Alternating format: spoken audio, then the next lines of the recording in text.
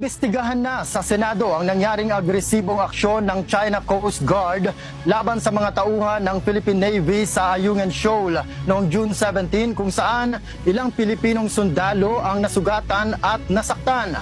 Ayon kay Presidential Sister at Senator Amy Marcos na siyang chairperson ng Senate Committee on Foreign Relations, dapat mabusisi ang nangyaring insidente upang matukoy kung papaano mas mapoprotektahan ng gobyerno ang mga Pilipino tuwing may rotation at resupply mission sa lugar. Bukod dito, dapat din matukoy kung ano ang mga dapat baguhin sa kasalukuyang estratehiya ng gobyerno ng Pilipinas upang mas epektibo at ligtas na maigiit ang sovereign rights ng bansa. Kinakailangan siguro alamin kung ano talaga ang nangyari, kung talagang nagkaroon ng sagupaan at talagang inapi yung mga Pilipino. Nakita naman natin, nasaktan. Kaya't alamin natin para hindi na maulit. Sa lahat ng ayokong mangyari, magkaroon ng engkwentro, ng karahasan, ng gulo, ng digmaan dito sa ating bansa. Nakakatakot na itong init. The escalating tensions in the West Philippine Sea as well as the Taiwan Straits are very troubling, and I'm deeply concerned that this could result in more and more violent incidents in the near future.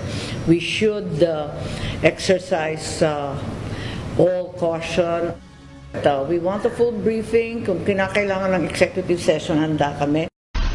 I am horrified by the idea that we have compromised through a secret agreement the territory, the sovereignty, and the sovereign rights of the Philippines. Nasindak o nabigla si Pangulong Ferdinand Marcos Jr. sa umano'y gentleman's agreement ni dating Pangulong Rodrigo Duterte sa China. Ang nasabing kasunduan ay may kinalaman umano sa BRP Sierra Madre na nakaistasyon sa Ayungin Shoal na bahagi ng pinagtatalunang teritoryo sa West Philippine Sea. Sa ambush interview kanina, sinabi ni PBBM na ikinagulat niya ang nasabing secret agreement. Wala rin umanong record ang kasalukuyang administrasyon tungkol dito. It turns out we don't know. It is a secret agreement. We don't know anything about it. There is no documentation. There is no record. There is no... We were not briefed. When I came into office, walang nagsabi sa amin na merong ganung usapan.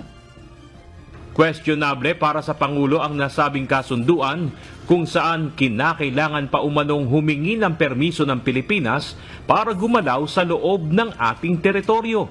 Hindi pa namin alam kung ano ba talaga yung agreement na yan.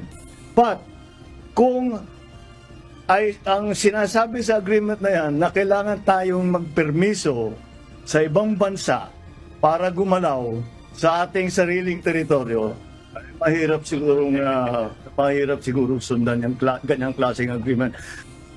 Ayon kay PBBM, nakikipag-ugnayan na sila sa mga dating opisyal ng nakaraang administrasyon upang malaman ang tungkol sa nasabing secret agreement.